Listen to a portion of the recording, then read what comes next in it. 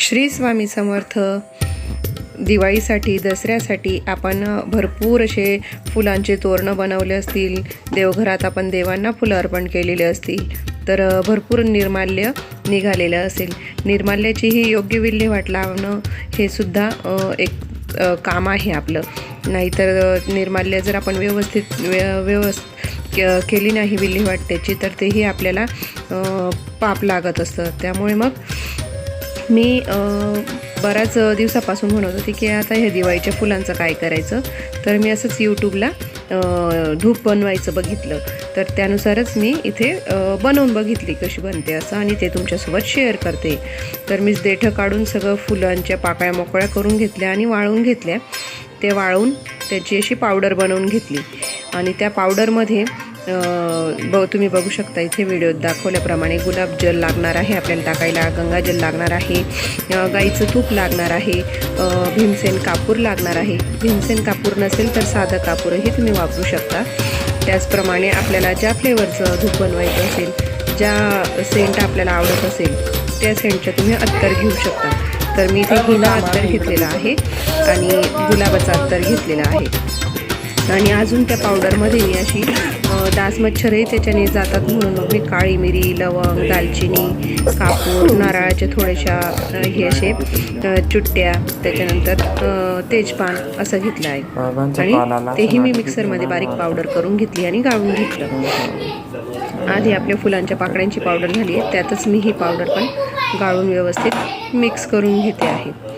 असं बघा तुम्ही गाळून घ्यायचं. गाळल्यामुळे कसं होतं ते नारळाचे जे हे घेतलेलं होतं आपण त्याचं जाड असं हे राहून जातं. मग त्याच्याने आकार धूप जेव्हा आपण बनवतो ना तेव्हा आकार व्यवस्थित येत नाही आणि चुकत नाही, त्या तुटतात त्यामध्येच. म्हणून मग गाळून बारीक पावडर आपण अशी करून घ्यायची आणि ही कोरड्या पावडरी सगळ्या मिक्स करून घ्यायच्या.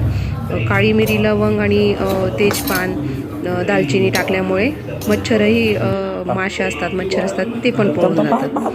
तर बघा आता मी इथे टाकून घेतला आहे गुलाबजल. आधी गुलाबजल टाकल्यानंतर गंगाजल आहे माझ्याकडे, तर मी गंगाजल पण टाकून घेते आहे. थोडंसंच टाकायचं आहे गंगाजल, जेणेकरून ते खूप जास्त ओली बनणार नाही. ओल्यामुळे मग तिला वाळायलाही वेळ लागतो आणि ती वाळताना तुटते जास्त ओली बनवून वाळवली तर मग मी थोडंसं गंगाजल टाकलं आहे.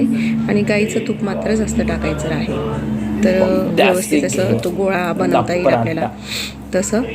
तर मग मी गाईचं तूप जास्त घेतलेलं आहे, गाईचं तूप टाकलं. आणि आता माझ्याकडे हिना अत्तर, गुलाबाचं अत्तर, जे अत्तर होते ते मी टाकून घेतले आणि ते व्यवस्थित आता असं मिक्स करून घेते आहे. कापूर तुम्ही वरूनही चुरून असं टाकू शकता. मी वरून पण चुरून टाकला आणि जेव्हा पावडर बनवली मिक्सरमध्ये त्यातही मी कापूर टाकलेला होता.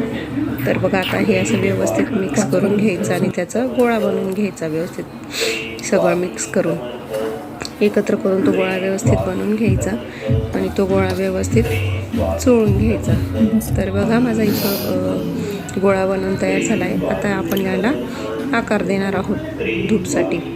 तर तुमच्याकडे असे काही साचे असतील, मोल्ड्स असतील, आईस्क्रीमचे, चॉकलेटचे मोल्ड, तुम्ही त्यातही करू शकता. नोझल असतात केक बनवण्याचे, त्यातही तुम्ही करू शकता.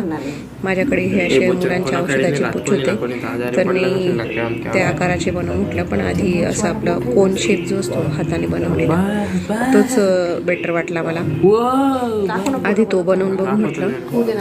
त्या शेपने मी आता बघा असं गोल गोल गोल गोल हाताने करून शंखासारखा आकार देऊन घ्यायचा आहे. असं व्यवस्थित एका याच्यात बनवून वाळवण्यासाठी तयार करून घ्यायचे. मी हे मोल्ड्समध्ये टाकले औषधाच्या पुचांमध्ये, पण ते टाकता तर व्यवस्थित झाले, आकारही व्यवस्थित आला, पण ते काढताना खूप वेळ लागत होता आणि काढता ते बरेच तुटतही होते. मग मी त्या औषधाच्या पुचने बघा हे बाकीचे बनवले आणि बाकीचे मी हे असे शंखासारखे उभे आपल्या हातानेच बनवले. आणि हे आता तुम्ही पंख्याच्या हवेखाली वाळवू शकता. जास्त कडक उन्हाखाली नका वाळवू, नाही तर ते तुटतात. कोवळ्या उन्हाखाली किंवा पंख्याच्या हवेखाली वाळवून घ्यायचे. आता बघा तुम्हाला जाळून दाखवते मी. खूप छान वास येतो मैत्रिणींनो आणि खूप वेळ चालते. मी अनुभव घेतला, खरंच खूप छान सुगंध येतो. पूर्ण घरात मच्छर माशा चालल्या जातात आणि सुगंधही असा छान येतो. आणि पूर्ण घर असं छान फ्रेश वाटतं. मच्छर वगैरे पण चालले जातात. तर तुम्हीही नक्की बघा. तर व्हिडिओ पाहिल्याबद्दल धन्यवाद. प्लीज लाईक, शेअर आणि सबस्क्राईब माय चॅनल.